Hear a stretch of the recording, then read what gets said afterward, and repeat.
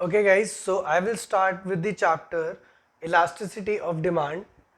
What do you mean by elasticity of demand? It is the degree of responsiveness of rate of change in quantity demanded due to the rate of change in factors on which demand depends in a particular time period.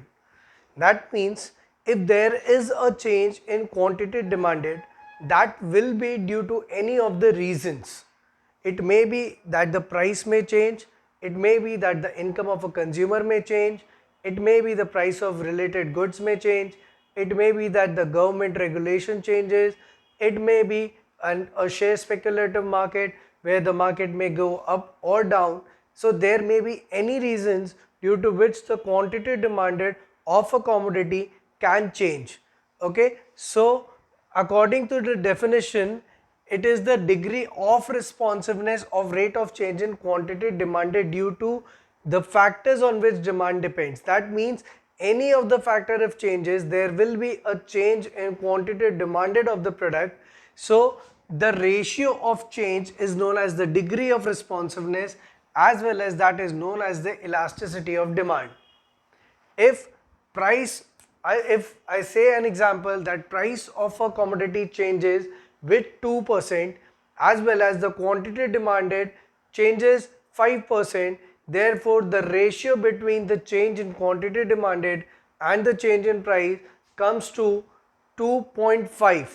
So that 2.5 is the degree of responsiveness, as well as that is the elasticity of demand.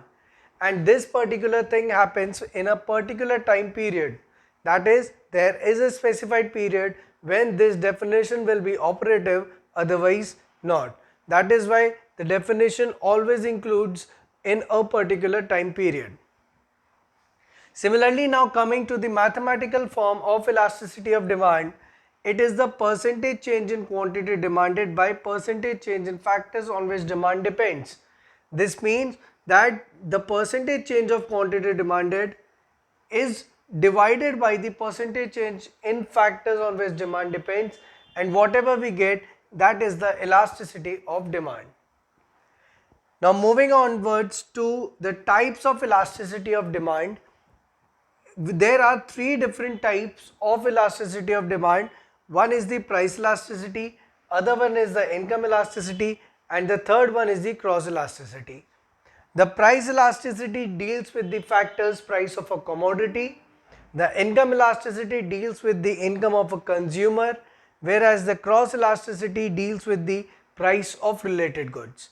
So now we will start with the price elasticity topic at first.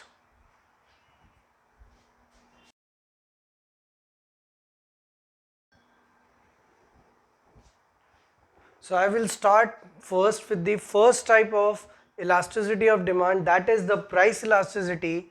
The definition goes almost the same as the elasticity of demand. The thing that you need to change is the denominator portion which comes to the change in price of the commodity. That means in elasticity of demand, the definition is it is the degree of responsiveness of rate of change in quantity demanded due to the rate of change in factors on which demand depends in a particular time period, whereas you can see on the board that it is the degree of responsiveness of the rate of change in quantity demanded which remains the same as elasticity of demand due to the rate of change in price of a commodity. Just the change which you can see is only here. There it was due to the rate of change in factors on which demand depends, but here we are naming the factor of demand, that is the price of a commodity, again in a particular time period remains the same. As I told you all earlier that the denominator portion will change, therefore the value of price elasticity can be calculated as the percentage change in quantity demanded divided by the percentage change in price of a commodity. So everything remains changed, just the factors portion changes to price of a commodity.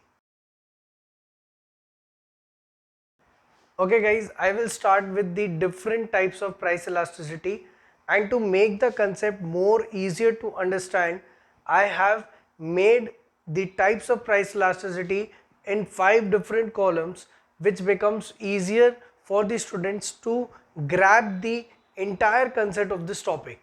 So let's start one by one. Types of price elasticity. There are 5 types of price elasticity: perfectly elastic, relatively elastic, unitarily elastic, relatively inelastic, and perfectly inelastic. So there are 5 different types of price elasticity. So to conclude each and every types of price elasticity, we have to distribute it in 5 different heads. The 5 heads which I have done in this video is the change in demand, the change in price, what will be the graph, what will be the slope of the curve, and what will be the value of price elasticity. So starting with the perfectly elastic one, in case of perfectly elastic demand, the demand changes but the price remains constant.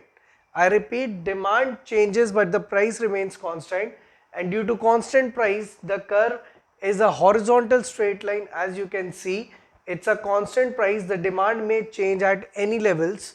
We get a horizontal straight line demand curve, and for determining the value of price elasticity, we have the formula percentage change in quantity demanded by percentage change in price of a product.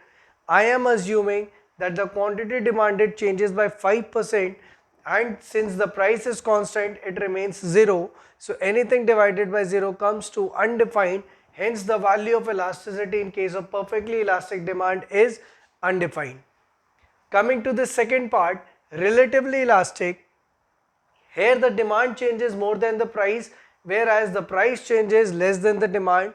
So comparing the above two, we draw the graph where we see a very smaller change in price which changes from P1 to P2, but there is a greater change in demand, that is from Q1 to Q2.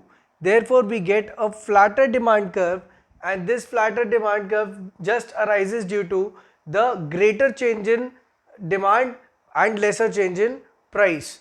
So comparing the above example, we see that the change in quantity demanded is 5%, whereas the change in price is only 4%. If we divide, we get 1.25. That means the value of elasticity is greater than 1. Coming to unitary elastic, the word unitary itself means 1. So we can understand that the value of elasticity in case of unitary elastic will be 1. And when value 1 comes, that means numerator and denominator value should be same.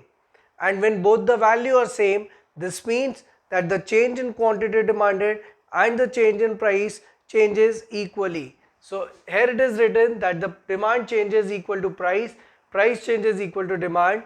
We change that the price, we see that the price and quantity demanded changes in equal proportion, and hence we get a demand curve dd dash, and we name it rectangular hyperbola. The slope of demand curve is named as rectangular hyperbola, and we can see numerator and denominator are changing equally, hence we get the value of elasticity as 1.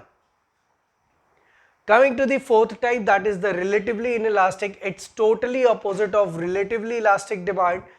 In this case, demand changes more than price, but in this case demand changes less than price. Here price changes more than demand, and from the graph you can itself see that the price is changing with a greater proportion, whereas the demand changes with a lesser proportion. So the price changes from P1 to P2, quantity demanded changes from Q1 to Q2, which is a very lesser quantity. Hence the slope of demand curve dd dash, we get it steeper. And concluding with the value of elasticity, we can see we are assuming that the demand changes by 4%, whereas the price changes by 5%. So we get the answer 0.8, which is less than 1. Hence in case of relatively inelastic demand curve, the price elasticity will be less than 1.